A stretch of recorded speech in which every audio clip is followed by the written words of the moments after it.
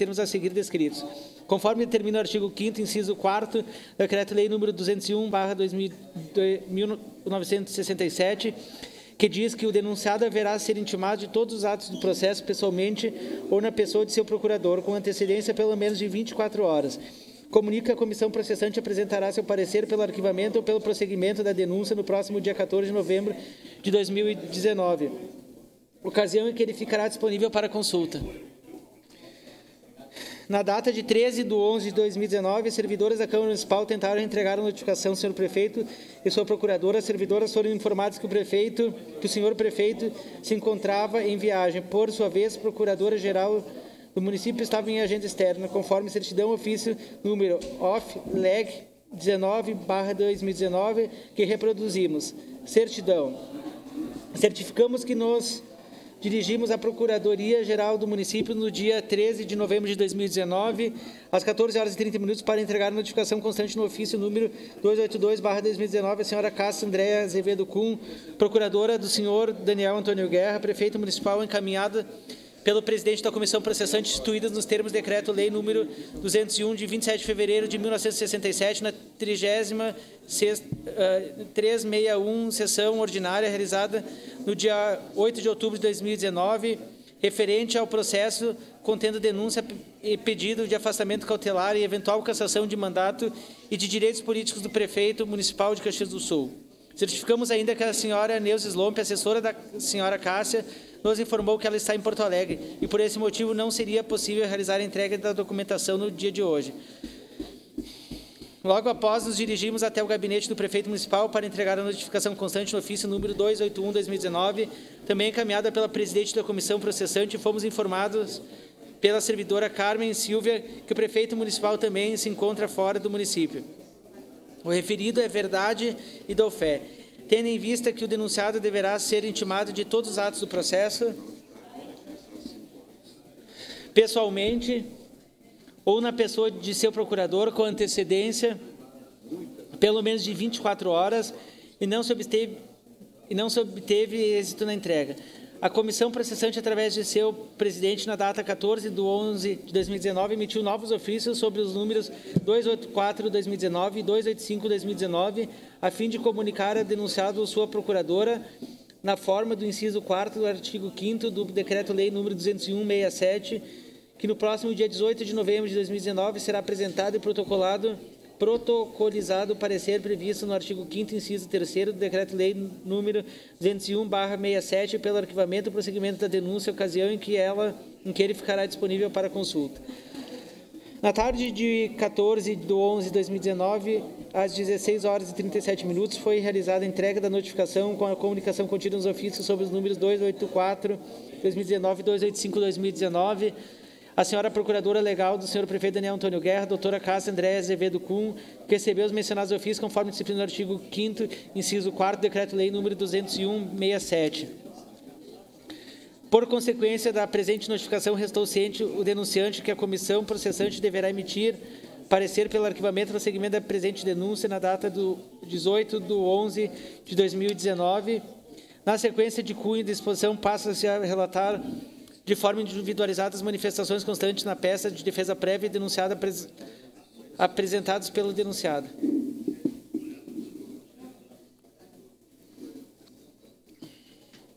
Da defesa prévia do denunciado. O senhor prefeito Daniel Antônio Guerra apresentou sua defesa na data de 11 de novembro de 2019 com 365 laudas entre a peça de defesa propriamente dita e documentos juntados, aduzindo as seguintes razões fáticas e de direito com fluxos no artigo 5º, inciso 3º, do Decreto-Lei nº 201/1967, quanto às alegações preliminarmente. 1. O denunciado alega que o Decreto-Lei nº 201/1967 não prevê a possibilidade de qualquer adiamento na votação por parte dos membros da Câmara de Vereadores, devendo eles seguir a condução de seus atos de forma estrita ao processo de natureza vinculada que prevê a legislação federal para processos que impliquem na responsabilidade de eventual cassação do prefeito. 2. Anota tal entendimento alegando ter em vista que o disciplinado no artigo 5º do Decreto-Lei mencionado remete que os fatos graves devem ser levados ao conhecimento do plenário imediatamente, não podendo a denúncia ser alcançada ao conhecimento dos senhores vereadores em outra sessão, muito menos 8 dias após ou em qualquer outro prazo disciplinado fora daquela lei, tendo que ser na primeira sessão subsequente ao protocolo que realizou a denúncia, invocando assim a disposição do artigo 5º, inciso 2 do Decreto-Lei número 201/1967. Terceiro, nessa seara, ardi que os vereadores deveriam, na primeira sessão subsequente ao protocolo da denúncia, ter sido consultados e realizada a votação pela admissibilidade ou não do processo, e com constituição da comissão processante ainda na mesma sessão. 4. O denunciado menciona em sua defesa, informando que não há nenhuma previsão legal para adiamento ou de qualquer dilação de prazo disciplinado do Decreto-Lei número 201/1967, devendo a denúncia ser imediatamente apreciada pelos vereadores conforme disciplina a lei na primeira sessão subsequente ao oferecimento da denúncia. 5. Aduz também que não se trata de censurar o uso do pedido de adiamento ou a dilação de prazo, previsto no regimento interno da Câmara Municipal, devendo, porém, esse instrumento ser utilizado e aplicado para procedimentos dos atos interna corporis do próprio poder de auto-organização da Câmara.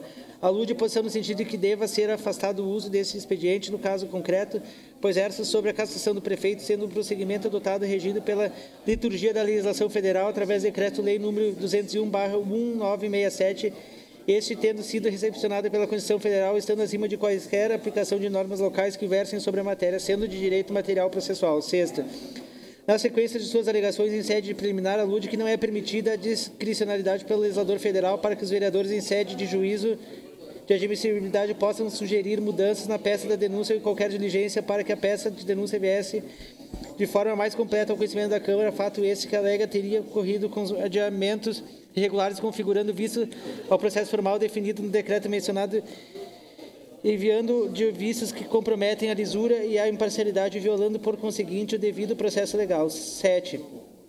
Versa ainda quanto ao primeiro e ao segundo aditamentos feitos pelo denunciante, além do tumulto processual na Câmara de Vereadores, causado pelo denunciado ante a falta de previsão legal de tal ato, não tendo os fatos trazidos pelo denunciante em seus aditamentos conexão com a denúncia inicial, sendo assim novas denúncias, as quais deveriam ter sido processadas de forma apartada, respeitando o prazo processual correspondente. 8. Em referência derradeira, no âmbito de suas arguições preliminares, dispõe que as ofensas às normas processuais definidas no Decreto-Lei número 201/1967 podem, inclusive, atrair a incidência constitucional da súmula vinculante 46, a qual possui efeito vinculante, tendo força de lei, a administração pública, devendo ser observada rigorosamente pela Câmara, de sorte que resta amplamente demonstrada à comissão processante o desacerto do rito processual inovador utilizado pela Câmara para proceder o chefe do Executivo, desrespeitando a reserva legal de rito processual estabelecida em legislação federal, comprovando um processo viciado em sua regularidade formal, já em seu início, demanda posicionamento firme da comissão em conhecer das preliminares arguidas e, consequentemente, enquanto corolário lógico, emitir o competente parecer de arquivamento da denúncia. Sim.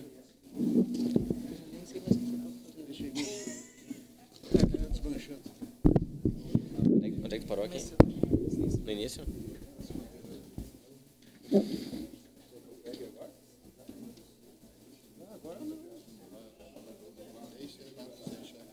Tu quer ler um pouco? Lê? Tá. Bem no início aqui, então. Até o post-it. Até aqui, vai até aqui. Ó. Quando Quer o amarelinho? Quando chegar aqui,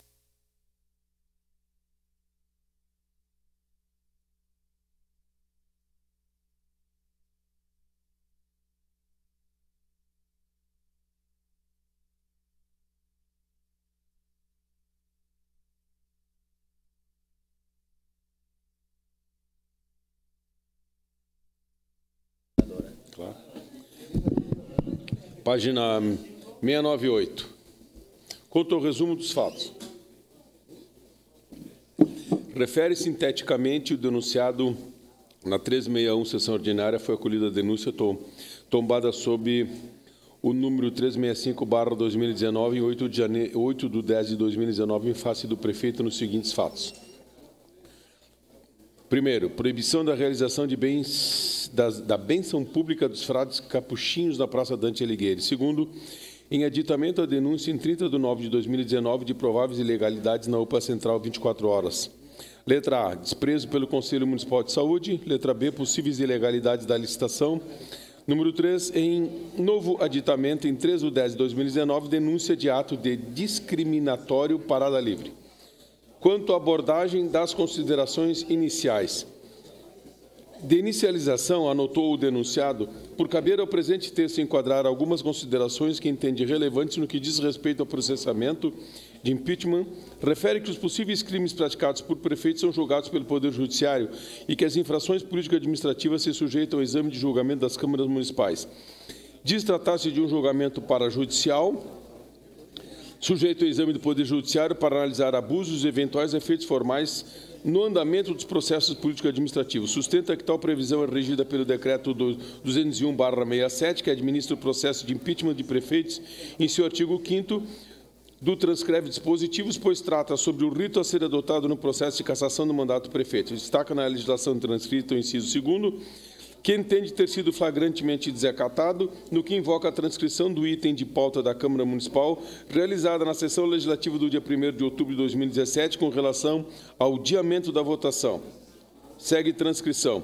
Abre aspas. Em discussão única e votação, a admissibilidade do documento externo 365/2019, denúncia e pedido de impeachment do prefeito senhor Daniel Antônio Guerra, de autoria do senhor Ricardo Fabris de Abreu, contendo aditamento a denúncia 366/2019, adiantamento por 5 dias aprovados por maioria.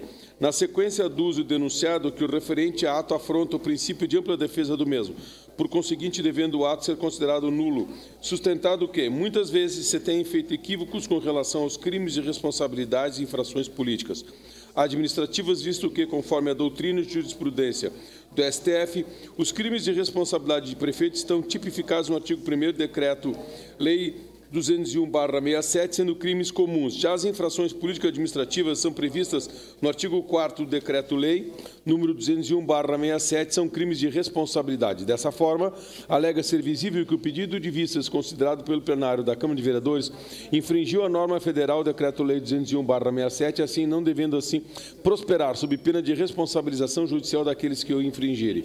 Ato contínuo.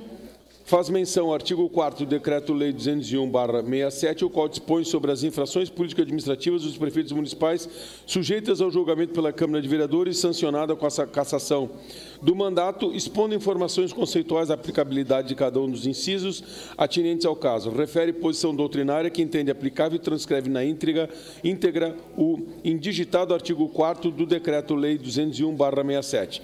Na continuidade, aduz não ser possível vislumbrar nas denúncias aportadas a possibilidade de enquadramento das mesmas nos incisos do artigo 4º do Decreto-Lei 201/67. Versa sobre cada inciso daquele dispositivo legal, anotando considerações de forma individuais naquilo que entende que seriam infrações político-administrativas passíveis de julgamento pela Câmara de Vereadores. Por derradeiro, argumenta não ver em nenhum dos itens da denúncia a possibilidade de enquadramento no inciso do artigo 4º do Decreto-Lei 201/67, requerendo assim o arquivamento da denúncia. O denunciado destaca em sua defesa, neste ponto, o referido decreto no inciso 8º do artigo supracitado, que elenca como um dos casos passíveis de cassação do mandato, abre aspas, omitir-se ou negligenciar a defesa de bens, rendas, direitos e interesses do município sujeitos à administração da Prefeitura, fecha aspas, no qual o próprio denunciado cita como ato ateniente ao inciso deixar de agir quando por lei obrigado ou se descuida ou se desinteressa em fazê-lo pode ocorrer, em tese, infração contemplada no inciso grifo nosso. Quanto à abordagem do mérito, no introito da exposição no mérito, é apresentada uma citação do mestre Eli Lopes Meirelles, que define as infrações político-administrativas são julgadas exclusivamente pela Câmara de Vereadores e cita que o processo é autônomo e independente da ação penal do crime de responsabilidade, mas deve seguir as normas municipais e o regimento da Câmara. Finaliza afirmando que o processo deve ter motivos e deve seguir a regularidade. Com base nesse autor, o denunciado afirma que o processo deve ser conduzido seguindo as determinações do Decreto-Lei 201/67 e a Constituição Federal. Na sequência da inicialização do mérito, o denunciado cita o doutrinador Mauro Roberto Gomes de Matos a respeito do processo administrativo disciplinar.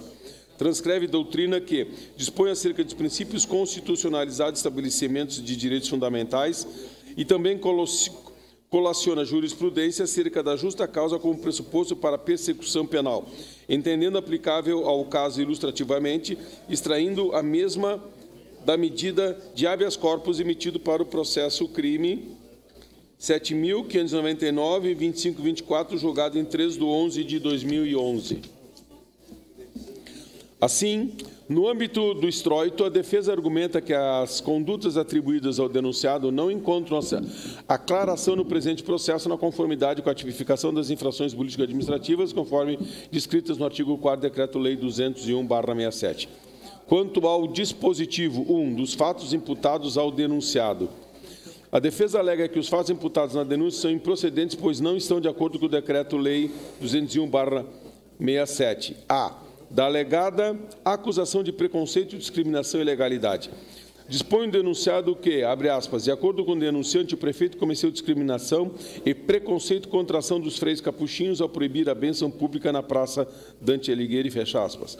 A defesa alega que o denunciado, através do despacho da Secretaria Municipal de Urbanismo, SMU, não determinou proibição do evento, mas sim de uma autorização para a bênção dos freis, onde foi informado no parecer que, diante de outros eventos do calendário próprio da Praça Dante, estaria impossibilitada. Aduziu também que a Prefeitura do município optou por realizar as apresentações do Natal 2019 no Largo do Centro Administrativo Municipal, que os freis capuchinhos foram consultados para efetuar a bênção no Largo da Prefeitura, mas eles já estavam em tratativas para a realização das iniciativas da Catedral.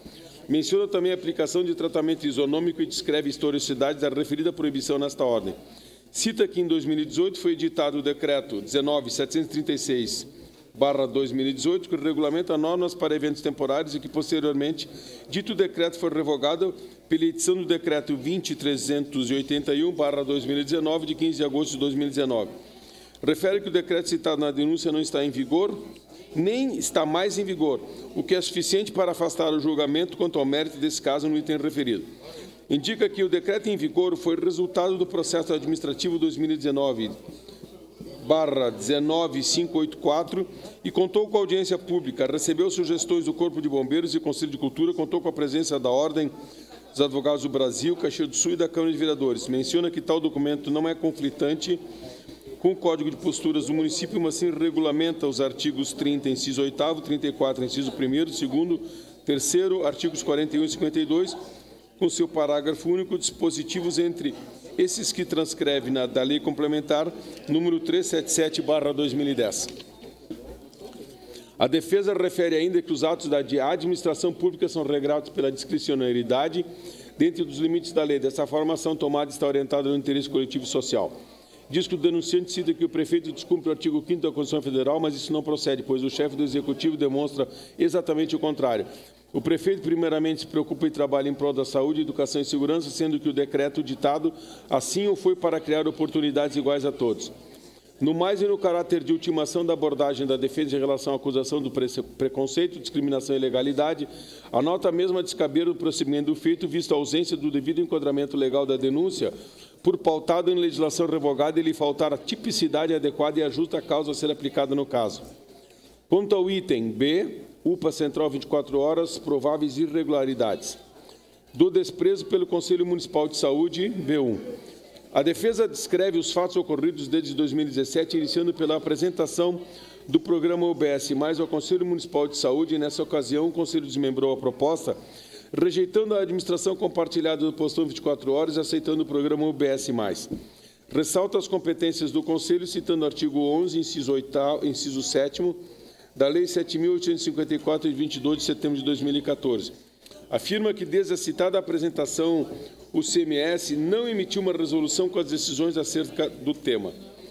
A defesa cita que houve uma convocação do Conselho no dia 24 de janeiro de 2019 pelo secretário de Saúde, senhor Júlio César Freitas da Rosa, respeitando o artigo 7º e o artigo 28º do Regimento Interno, para uma reunião que se realizaria em 6 de fevereiro de 2019. Na sequência, informa ter havido negativa do presidente do Conselho em acatar a convocação. Observa que o secretário municipal de Saúde cumpriu o prazo do artigo 28 do Regimento Interno do Conselho e que a presidência do Conselho não teria sido tão diligente, posto que convocou os membros do Conselho no dia 5 de fevereiro de 2019 para uma assembleia no dia seguinte, junto a documentos. No decorrer dos fatos, informa que foi realizada a reunião extraordinária do Conselho, onde o Executivo apresentou a proposta de reforma do Postão 24 horas para reabrir com o UPA 24 horas e as providências necessárias. refere que em 9 de 7 de 2019, o Executivo complementou informações com o estudo da viabilidade financeira para a abertura da UPA 24 horas e apresentou documentos ao Conselho que, desta forma, a defesa demonstra que cumpriu com as obrigações elencadas no artigo 1º, parágrafo único do artigo 37 da Constituição Federal, do artigo 45 da Lei Federal 1025/2001 e artigo 11 da Lei Municipal 7.854/2014, sem cercear as apresentações do Conselho. Junto a documentos. Finalizando, menciona que o município firmou o termo de ajustamento de conduta TAC com Ministérios Público Estadual e Federal para manter informados os órgãos acerca do compromisso da Prefeitura de entregar à população o serviço de saúde, ressaltando que o aludido termo vem sendo fiscalizado de forma criteriosa pelos órgãos competentes. Quanto às possíveis ilegalidades na licitação B2, sobre a denúncia de possíveis irregularidades no chamamento público 149/2019, contratação de organização social para a gestão compartilhada da UPA Central, a defesa juntou cópia da ata de recebimento e abertura dos envelopes de chamamento público 14.209, cópias de documentos das folhas 488/626, informação, gravação em mídia, CD e DVD, e diante um grande número de documentos,